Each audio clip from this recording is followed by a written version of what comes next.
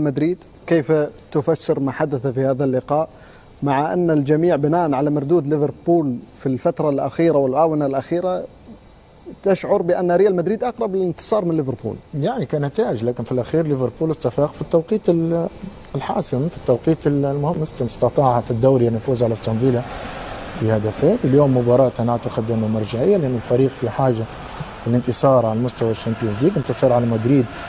هذا انتصار لعل يعطي الفريق حافز كبير أن يستعيد نغمة كذلك الانتصار والثقة في النفس اتجاه جماهير. الفريق قام بتعاقدات كبيرة، لكن على المدرب أن يختار. أنا أعتقد أنه في الوقت الراهن أنه فيرس لا يستحق أن يكون كأساسي، بمعنى أنه تضع خاكبو على الطرف الأيسر، أنا أراه مع كيتيكي محمد صلاح، ثم ثلاثي وسط الميدان المتعود أن نشاهده، خاصة بعودة خرافنبرغ سبوسولا وماكاليستر. أنا أعتقد أن الفريق في الحاجة في الفترة الحالية في حاجة للتوازن، في حاجة للنتائج.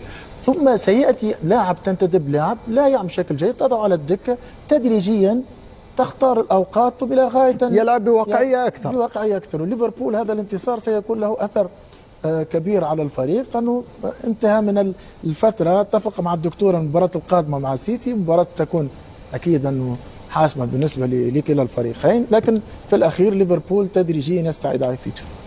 لقاءين مهمين في أسبوع واحد الآن أمام مدريد، ومن ثم ملاقاة السيتي مع بيب جوارديولا. تشعر بأن الفريق تحت ضغط كبير، خصوصا في هذه الفترة، في هذه الأيام القليلة كابتن ياسر؟ يعني خلينا نقول نعتبر انها بدايه الموسم اساسا بالنسبه لسلوت وليفربول من المباراه السابقه امام استون فيلا، او بوابه العوده لارسنال. نعم، يعني اليوم قدم اداء اكثر من رائع صراحه، استحق الفوز.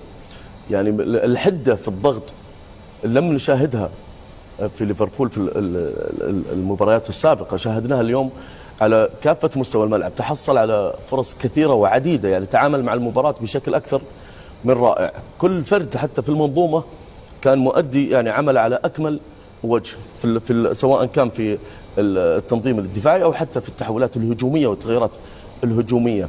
كيتيكي قام بادوار اكثر من رائعه كمهاجم وحيد في المقدمه، استطاع انه يعني يصعب الامور على ريال مدريد من خلال بناء الهجمه. صحيح ريال مدريد استحوذ على الكره بشكل اكثر، لكن الاستحواذ لم يصنع فرص كثيره كالعاده مثل ما تعودنا. امبابي حاول كثيرا ان يخرج خارج الصندوق لمشاركة في لعب الكرة، ولكن هذا سهل المهمة أكثر على ليفربول للدفاع وإبعاده تماما عن منطقة الخطورة. حاول ألونسو من خلال إدخال رودريجو في الشوط الثاني، ولكن يبدو لي أن رودريجو بعيد جدا عن الفورمة. يعني اليوم حتى تمريراته 50% من التمريرات كانت مقطوعة، ولم يساهم بشكل إيجابي في بعد دخوله. عموما أنا وجهة نظري أنه ليفربول استحق هذه المباراة. لو يلعب لاحظ العودة الكاملة للفريق.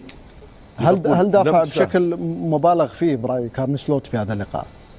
مبالغ فيه دفاعيا؟ لا، لم يكن مبالغ، بالعكس هو كان المنطق تتعامل بواقعية مع قوة القوة نقاط القوة بالنسبة للخصم، تعامل معها سلوت بكل واقعية، استطاع من خلالها عدم ترك المساحات اللي يبحث عنها دائما امبابي وفينيسيوس خلف الدفاعات، ألغاها تماما.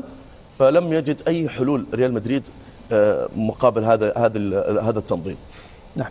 السؤال الأخير، هل الآن التقييم لأرني سلوت بأن هذا المدرب قادر على قيادة ليفربول على منصات التتويج مقارنة بالموسم الأول؟ لأن الجميع يشاهد بأن الموسم الأول لأرني سلوت ليس مقياس لإمكانية هذا المدرب. في مثل هذه المهنة دائما ما يكون لديك تحديات وتقييم دائم. كما قيل سابقا، الآن عليه أن يقدم نتائج مستقرة ومستمرة. هو عاش بعد خسائر كبيرة، ولكن في ناد كبير عندما تخسر 3 مباريات تغادر عادة. لذا بما أنه فاز بالدوري في الموسم الماضي أعطاه بعض الوقت كي يتمكن من تصحيح بعض الأخطاء ويعيد التوازن وينجو في فترة سيئة جدا. لا يمكن له أن يمر بفترة سيئة أخرى بعد الآن، لأنه عندها سيكون في خطر حقيقي، ولكن يبدو بأنه اتخذ القرارات الصحيحة والمناسبة. وبالنسبة لهذا المجال مباراة مانشستر سيتي ستكون مثيرة جدا للاهتمام، لأن حتى السيتي كذلك يحتاج للعودة إلى القمة، وليفربول يحتاج إلى الصعود أيضا إلى المراكز الأولى. لذا هذه النقاط ستكون مهمة جدا في نهاية الأسبوع. وكأن الموسم الماضي أرني سلوت فهم نظام دوري الأبطال بالشكل الخاطئ، لأنه تصدر مرحلة الدوري وخرج من مرحلة خروج فيريد عدم تكرار السيناريو مرة أخرى هذا الموسم. بلا شك هو يريد أن يقدم مستوى جيد في دوري الأبطال في هذه السنة، ولكن في الحقيقة الخسارة الحقيقية لفريق تبرز في الدوري المحلي لأنها أكثر من 38 مباراة، ودوري الأبطال في بعض الأحيان إصابة سيئة في الوقت الغير مناسب قد تؤثر على النتيجة أو على مصيرك في هذه المنافسة، ولكن قد يكون هناك ربما بعض الصدفة للفوز بدوري الأبطال بعض الحظ، لكن بعد مباريات كثيرة تعرف قيمتك في الدوري المحلي. لذا لا يمكن أن تكون في نادي مثل ليفربول وتضحي بالدوري المحلي، ولكن ما هو مثير للاهتمام وأنا لدي إحساس بأن هذا في تاريخ أنفيلد. أنفيلد هو مكان للكؤوس الأوروبية. أنا رأيت حتى برشلونة كذلك مع ميسي ينهار تماما في ملعب أنفيلد، لأنه مكان خاص بأجواء فريدة من نوعها تمكن الكل من تغيير النتائج إلى مصلحتهم أكثر من أي مكان آخر في إنجلترا.